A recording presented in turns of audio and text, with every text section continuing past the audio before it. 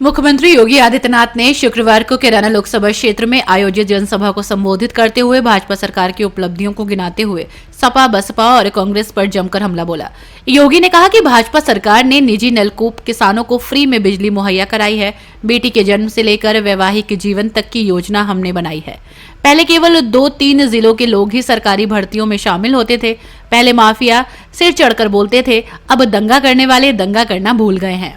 पूर्व विधायक महिपाल सिंह माजरा जी, पूर्व मंत्री साहब सिंह सैनी जी, मंच पर उपस्थित भारतीय जनता पार्टी के सभी पदाधिकारीगण, राष्ट्रीय लोकदल और अन्य सहयोगी दलों के हमारे सभी पदाधिकारीगण और उपस्थित गंगों के सभी मेरे उपस्थित बहनों और भाइयों, महाराजगंज की इस पावन धरा को, जिसे देवादिदेव महादेव भगवान शिव का आशीर्वाद प्राप्त है और यमुना मैया भी जिस पर अपनी कृपा बरसाती है, ऐसी धरा को मैं कोटि कोटि नमन करते हुए इस चैत्र नवरात्र के अवसर पर आप सबका मैं हृदय से अभिनंदन करता हूं। बहनों और भाइयों,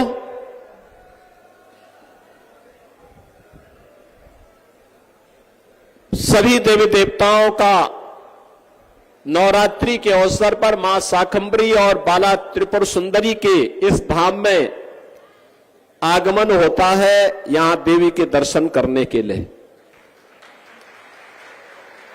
और इस अवसर पर आप सबके कारण मुझे भी गंगों में आने का अवसर प्राप्त हो रहा है।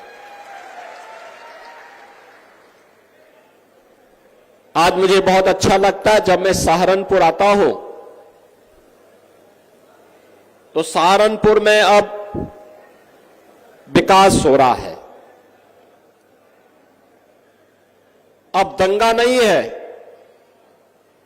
कर्फ्यू भी नहीं है, भय और दहशत भी नहीं है, बल्कि सहारनपुर विकास की धारा के साथ जुड़ करके विकसित भारत की तर्ज पर विकसित उत्तर प्रदेश के सपने को साकार करने के लिए एक विकसित सहारनपुर बनाने के लिए कृत संकल्पित दिखाई दे रहा है।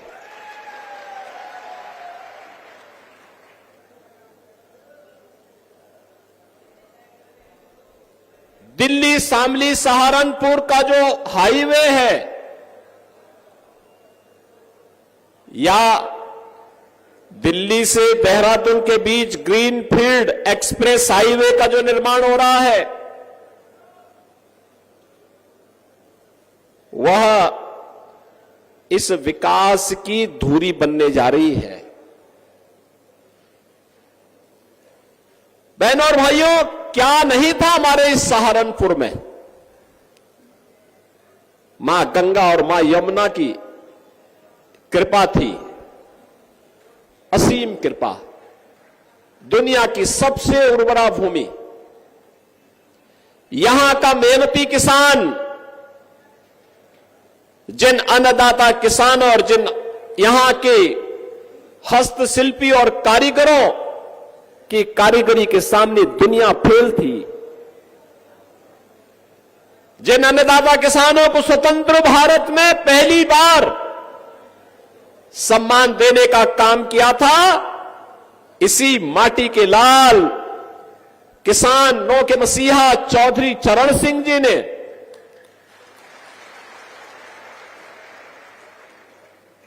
चौधरी चरण सिंह जी के द्वारा किसानों के हितों में किए गए कार्यों के प्रति कृतज्ञता ज्ञापित करने के लिए ही प्रधानमंत्री मोदी जी ने चौधरी साहब को भारत का सर्वोच्च नागरिक सम्मान भारत रत्न दिया है।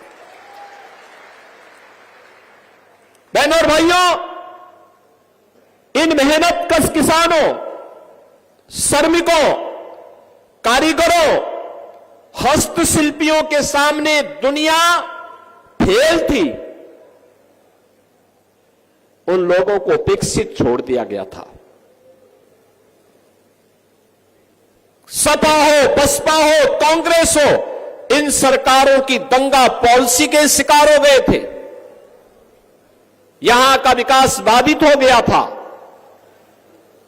अन्नदाता किसान आत्महत्या करने के लिए मजबूर हो गया था।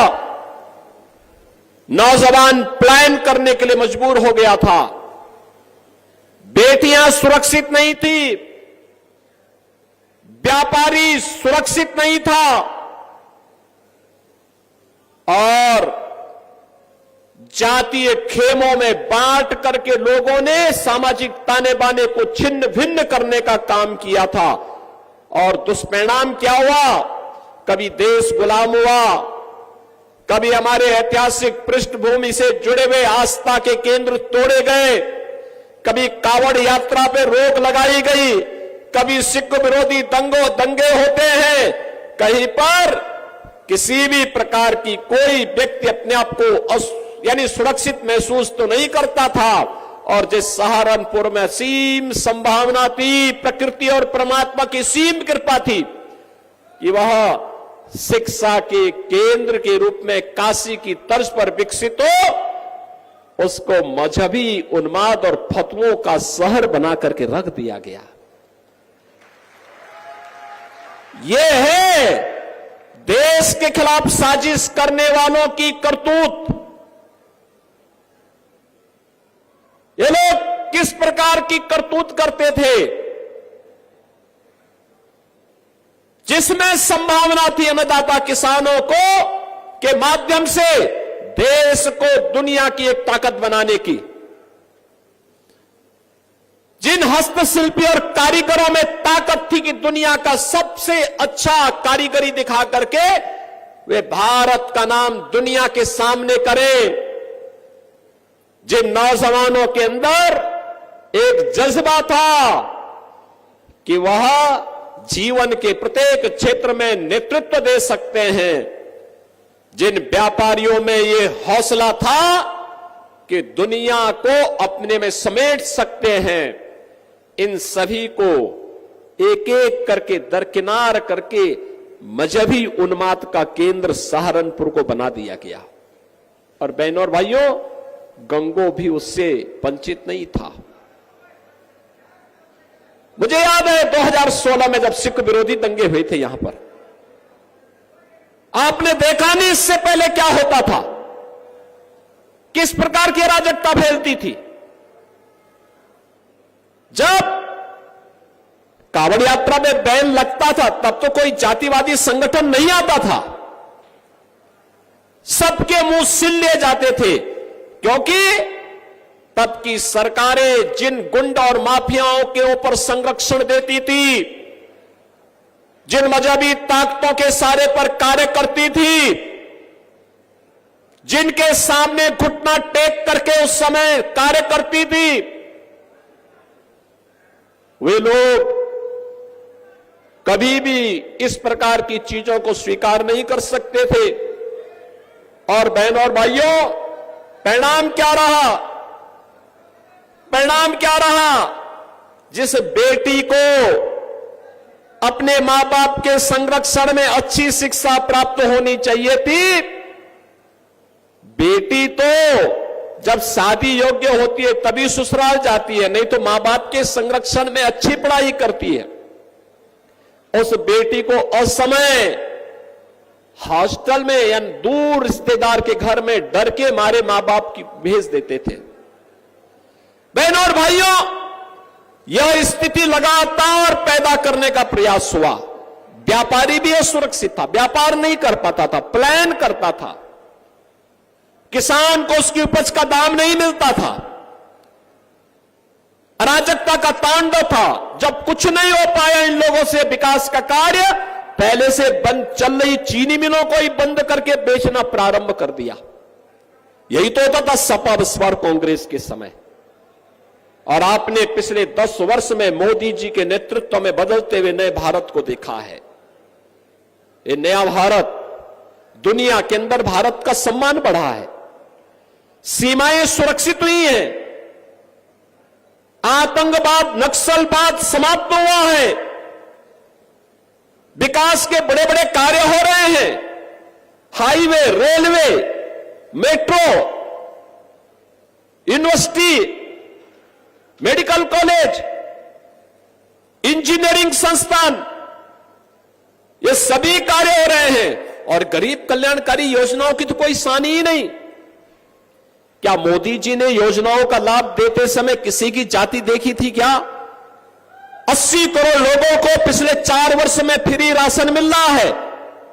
80 करोड़ लोगों की देश के अंदर भूख का कलंक सदैव के लिए समाप्त हो जाए। जो भूख कांग्रेस ने दी थी देश को, जिस देश के गरीबों को भूखों मरने के लिए कांग्रेस के नेतृत्व ने छोड़ दिया था, कांग्रेस, सपा, बसपा ये सब एक ही थैले के चट्टे बट्टे हैं, कोई अलग नहीं है।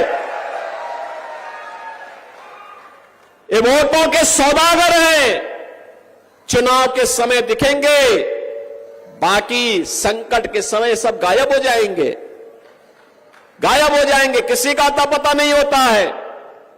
और बहनों और भाइयों, यही कहने के लिए आए हैं हम लोग कि इस देश को भूखों मरने के लिए छोड़ दिया था कांग्रेस ने, सपा ने, बसपा ने।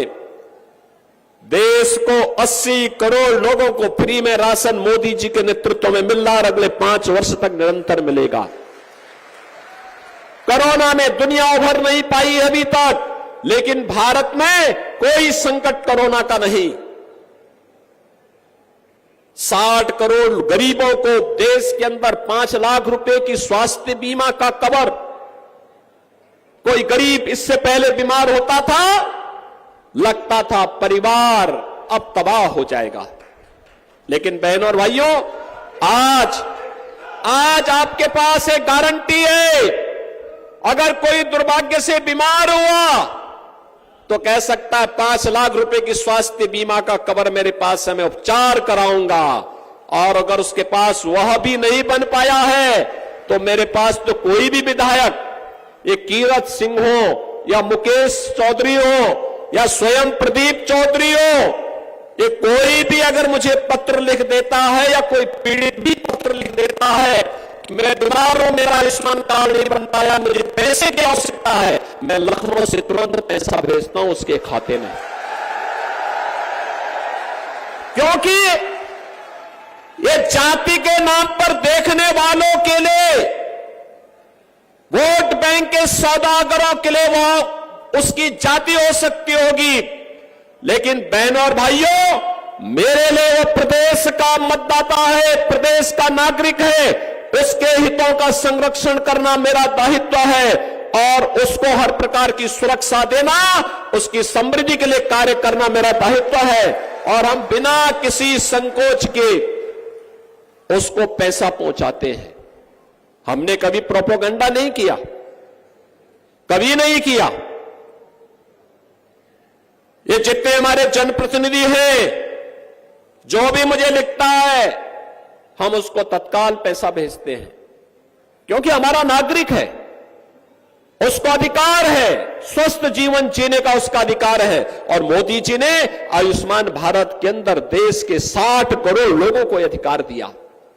बहनों और भाइयों, भ्रष्टाचार कांग्रेस, सपा, बसपा की रग रग में भरा पड़ा है और मोदी जी ने भ्रष्टाचार मुक्त व्यवस्था देने के लिए जनधन अकाउंट की हर गरीब का खाता खोल दिया।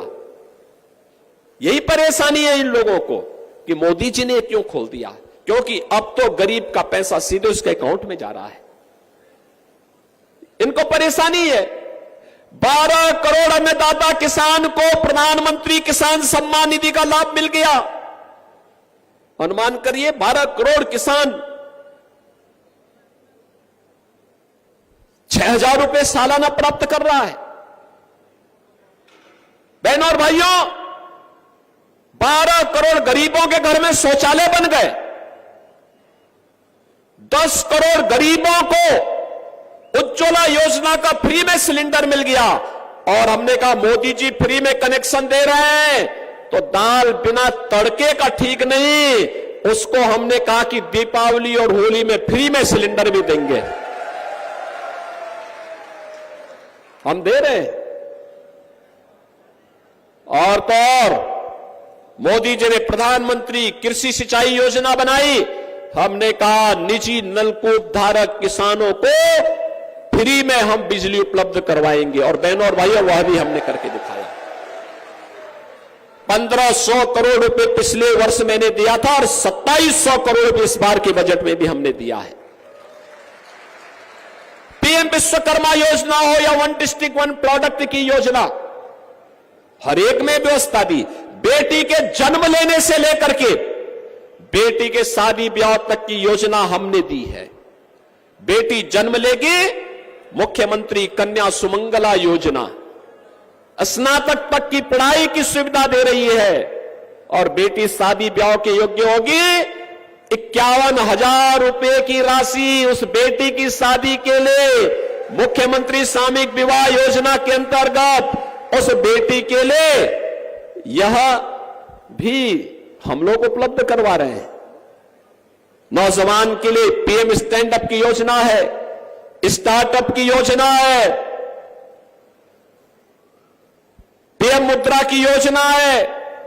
सरकारी नौकरियों में कोई भेदभाव नहीं, अब सरकारी नौकरियां निकलती हैं। हमारे सहारनपुर के नौजवान भी भारी संख्या में उसमें भर्ती होते हैं। पुलिस की भर्ती हो या शिक्षकों की भर्ती हो या कोई भी सरकारी भर्ती हो। नहीं तो पहले 2-3 जिलों के लोग ही भर दिए जाते थे, बाकी लोगों को ठेंगा दिखा दिया जाता था। हमने कहा नहीं चलेगा, 75 के 75 जनपदों की भर्ती होगी। और अगर कोई नौजवानों के भविष्य के साथ खिलवाड़ करेगा, उसके बाप दादों की भी प्रॉपर्टी को जब्त करके गरीबों में बांटने का काम करेंगे। पहले माफिया सिर चढ़ करके बोलते थे। कैसे माफिया सिर चढ़ करके बोलते थे? छोटी छोटी बात को ले दंगा होता था। आज देख रहे हो कि दंगा करने वाले भूल ही गए, दंगा भी कभी होता था। उल्टा लटका दिया जाता है उनको। दंगा करते हैं तो तुरंत पकड़ करके उल्टा लटका कर नीचे मिर्च का झोंका लगा दिया जाता है कि हमेशा के लिए भूल जाए। और अगर किसी निर्दोष व्यापारी और बेटी के साथ कोई दुर्व्यवहार करता है तो बहनों और भाइयों, उस समय उसकी क्या दुर्गति की जाती है, यह भी आपने देखा होगा। प्रयागराज का माफिया जबरदस्ती एक पिछड़ी जाति के व्यक्ति की निर्मम हत्या करने के आरोप में किस तरीके का व्यवहार करता था। और बहनों और भाइयों, उसकी प्रॉपर्टी को जब्त करके हमने गरीबों के लिए मकान बना दिए वहां। लोगों ने कहा ये सब क्या कर रहे हैं, तो बहुत बड़ा माफिया है। हमने कहा कितना बड़ा माफिया है तो समय बताएगा, लेकिन फिलहाल गरीबों को मकान बनाऊंगा भी और अपने हाथों से मैं देने के लिए जाऊंगा। और मैं स्वयं गया था वहां देने के लिए। बहनों और भाइयों, यह केंद्र की या राज्य की जो भी सरकार है, इसका एक ही विजन है और वह है जनता जनार्दन की सेवा करना, अपने राज्य को और अपने देश को दुनिया की सबसे बड़ी ताकत बना देना। क्योंकि इसी में आपका भविष्य भी उज्जवल है और आने वाली पीढ़ी का भविष्य भी उज्जवल है। बहनों और भाइयों, इसीलिए हम लोग आए आपसे कहने के लिए। ये चुनाव में सबको याद आता है, किसी को जाति नजर आती है, किसी को मत और मजहब नजर आता है, किसी को कुछ और नजर आता है, लेकिन हम लोगों को चुनाव के दौरान भी, चुनाव के बाद भी, चुनाव के दौरान भी, बाढ़ के समय भी मैं ही आया था इधर। तब ये सपा बसपा कांग्रेस किसी के लोग नहीं आए होंगे, क्योंकि उनको फुर्सत ही नहीं थी। किसी को इटली जाने से फुर्सत नहीं है, किसी को कहीं और जगह इंग्लैंड घूमने से फुर्सत हो, तब ये लोग यहां आएंगे ना। और जब सत्ता में रहते हुए इन्होंने लूटा होगा, उस पैसे को देखने के लिए जाते होंगे, लेकिन उसको हम लोग यहां पे दुरुपयोग नहीं करने देंगे। घबराइए मत, धीरे धीरे करके वो पैसा भी भारत में वापस आएगा और गरीबों के लिए इसी प्रकार की उन योजनाओं का लाभ भी देंगे। और इसलिए आज हम सब आए हैं। बहनों और भाइयों, आपसे कहने के लिए मैं आया हूं एक बार, मोदी जी देश की आवश्यकता है। मोदी जी ने देश को विकास का एक एजेंडा दिया है, सुरक्षा का माहौल दिया है, 140 करोड़ लोगों का सम्मान बढ़ाया है और भारत को दुनिया की तीसरी बड़ी अर्थव्यवस्था बनाने के लिए मोदी जी को तीसरा कार्यकाल आवश्यक है। और मोदी जी को तीसरे कार्यकाल के लिए प्रदीप चौधरी को भी तीसरी बार कैराना में सांसद के रूप में जीतना आवश्यक है। बहनों और भाइयों, आपने प्रदीप चौधरी को 2017 में विधायक बनाया था, बाद में सांसद पद के उपचुनाव में वह चुनाव लड़े थे और चुनाव जीते। चुनाव जीतने के बाद फिर से आपने उनको सांसद के रूप में चुनाव बना करके भेजा। आज फिर से आपके बीच में है। अपनी सहजता, अपनी सरलता, अपनी उपलब्धता, एक संसदीय क्षेत्र काफी बड़ा होता है, गांव गांव जाने का प्रयास होता है, लेकिन हमें देश के बारे में सोचना है। हमने इसीलिए कीरत सिंह को और मुकेश चौधरी को उन विधानसभा क्षेत्रों में दायित्व दिया है, वे विकास के लिए कार्य करें, जो भी विकास की आवश्यकता है उसके बारे में बताएं। ये दोनों लोग मेहनत करते हैं, कार्य करते हैं, प्राणपण से जुड़ते हैं और तब जाकर के विकास की योजनाएं आती हैं। बाढ़ संबंधी समस्या का समाधान करने में लोग सफल हो पाते हैं। बहनों और भाइयों, आपसे ये कहने के लिए मैं आया हूं कि यहां की समस्या का समाधान करना यह हमारा कार्य है, हम लोग इसको करेंगे। देश के हित में हमें बड़े फैसले लेने के लिए देश के अंदर एक ऐसी सरकार चाहिए जो 140 करोड़ लोगों के बारे में सोचे।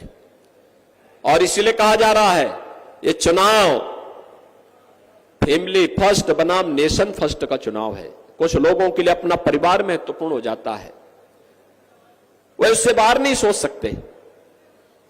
हमारे लिए तो 140 करोड़ का भारत ही मोदी जी के लिए अपना परिवार है, इसलिए 140 करोड़ लोगों के लिए देश के बारे में मोदी जी सोच रहे हैं।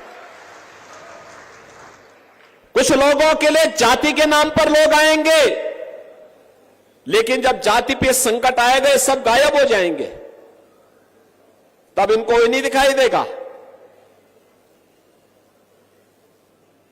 ये दंगा पॉलिसी वाले लोग ही जातिवाद भड़का रहे हैं। ये दंगा करवाने वाले और कर्फ्यू करान लगाने वाले लोग आज जातीयता का विस्मरण करने का प्रयास कर रहे हैं। याद रखना, मैंने पहले भी कहा, हमारी सरकार ने दंगा मुक्त वातावरण दिया है, कर्फ्यू मुक्त उत्तर प्रदेश दिया है और दंगा और कर्फ्यू लगाने वालों की गर्मी को शांत करके आपको एक शांत वातावरण दिया है, बहुत शुद्ध वातावरण दिया है। उनको फिर से पनपने का अवसर मत दीजिए। ये जातिवाद की राजनीति, ये जातिवाद की राजनीति भाइयों बहनों, दंगा और कर्फ्यू को आमंत्रण करने की शुरुआत है। बेटी और व्यापारी की सुरक्षा के लिए खतरे की घंटी है, विकास का बैरियर है। यहां के विकास को बाधित करने की साजिश का हिस्सा है। हम इससे ऊपर उठ करके कार्य करें। हमें सहारनपुर के अंदर, गंगो के अंदर, नकुल के अंदर किसी भी प्रकार के दंगाइयों को, किसी भी प्रकार के भ्रष्टाचारियों को, किसी भी प्रकार के उन अराजक तत्वों को जिनके कारण यहां की बेटी, यहां की माताएं, यहां की बहनें, यहां का व्यापारी, यहां का अन्नदाता किसान, यहां का नौजवान, उसके जीवन के साथ खिलवाड़ होता हो, उसको हम यहां फिर से पनपने नहीं देंगे, चाहे वह कोई भी हो। हमारा एक ही मिशन है, जो मोदी जी का मिशन है वही हमारा मिशन है। जो मोदी जी का विजन है उसी राष्ट्रवाद के विजन के साथ, मिशन के साथ हम भी जुट करके नए भारत के निर्माण में हम भी कार्य करेंगे। और बहनों और भाइयों, हमें इस बात को ध्यान में रखना होगा, महाराणा प्रताप ने यही कहा था, महाराणा प्रताप ने यही कहा था, उन्होंने कहा था मैं किसी भी धर्मी के सामने, किसी विदेशी आक्रांता के सामने मैं सिर नहीं झुका सकता। देश का स्वाभिमान होता है। महाराणा प्रताप ने अपनी लड़ाई देश के स्वाभिमान के लिए लड़ी थी, राष्ट्रीय स्वाभिमान के लिए लड़ी थी। उन्होंने कहा था कि हम किसी भी विधर्मी के सामने सिर नहीं झुका सकते। वह लड़ाई सत्ता की नहीं थी, राष्ट्रीय सम्मान की थी, राष्ट्रीय स्वाभिमान की थी। और आज की लड़ाई भी राष्ट्रीय सम्मान और राष्ट्रीय स्वाभिमान की लड़ाई है। और इसलिए बहनों भाइयों, एक तरफ भारत के सम्मान और स्वाभिमान की लड़ाई लड़ने वाली भारतीय जनता पार्टी है, और दूसरी तरफ भारतीयता को, भारत के सम्मान को ठेस पहुंचाने वाली कांग्रेस और उनके नेतृत्व की इंडी गठबंधन में जुड़े हुए सपा और अन्य दल हैं। इनके करामात आप देख सकते हैं। मुझे एक बात बताओ, मैं पूछना चाहता हूं, अयोध्या में राम मंदिर के निर्माण में खुशी हुई है ना? हुई है, हुई है। आप मुझे बताओ, अयोध्या में राम मंदिर का निर्माण क्या ये कांग्रेस, सपा या बसपा के लोग करा पाते क्या? ये लोग करा पाते क्या? जब ये राम मंदिर का निर्माण नहीं करा सकते, 3 तलाक की को प्रथा को समाप्त करके अच्छा काम हुआ है ना? यह भी को प्रथा कांग्रेस ने ही दी। जब ये लोग 3 यानी नारी गरिमा के प्रतीक और नारी गरिमा के लिए सबसे खतरनाक 3 तलाक की कुप्रथा को रोक नहीं सकते, कश्मीर में धारा 370 को समाप्त करके आतंकवाद को हमेशा से समाप्त करने का काम जो मोदी जी ने किया है, जब ये लोग उसको नहीं समाप्त कर सकते, ये लोग गरीबों का कल्याण नहीं करा सकते, कर्फ्यू को समाप्त नहीं कर सकते, दंगा नहीं रोक सकते, गरीबों को अन्न नहीं दे सकते, किसानों की आत्महत्या नहीं रोक सकते, तो इनको सिर में ढो करके आप क्यों देश के लिए बोझा बनना चाहते हैं? मत ढोइए इनको, बोल दीजिए कि भाई तुम्हें बहुत मौका दिया है, अब जाने दो भाई, बहुत हो गया है। और जो कोई जाति की बात आपके सामने कहता है, कहता तब कहां थे जब राम मंदिर का आंदोलन चल रहा था? तब कहां थे जब कांवड़ यात्रा पे रोक लगाई जा रही थी? तब कहां थे जब मुजफ्फरनगर का दंगा हो रहा था, जब वहां कर्फ्यू लग रहा था, जब निर्दोष लोग जेल के अंदर डाले जा रहे थे? ये सुरेश राणा थे, महीनों जेल में बंद थे, क्योंकि इन्होंने मुजफ्फरनगर के दंगे का विरोध किया था। और बहनों और भाइयों, इन लोगों से प्रश्न पूछ करके इनको कहना चाहिए कि भैया जब उस समय नहीं थे, संकट के समय नहीं थे, तो इस समय तो कम से कम नया संकट पैदा मत करिए, अब मत पैदा करिए। अब आप जाइए, हमें अपना निर्णय लेने दीजिए। देश सही दिशा में जा रहा है, प्रदेश सही दिशा में जा रहा है। हमें अपने प्रदेश के लिए कार्य करना है, अपने देश के लिए कार्य करना है, अपने जनपद के लिए कार्य करना है, अपने गंगों और अपने नकुड़ के लिए कार्य करना है, और इसको लेकर के हमें आगे बढ़ना है। और इसके लिए लक्ष्मी जी आवश्यक है, और लक्ष्मी जी के लिए कमल आवश्यक है। और इस बार तो सोने पे सुहागा है, आरएलडी का नल होगा और बीजेपी का कमल होगा। बहनों और भाइयों, ये नल और कमल मिलकर के फिर से देश के विकास की फसल को लहलहाएगी पूरा। सहमत है ना?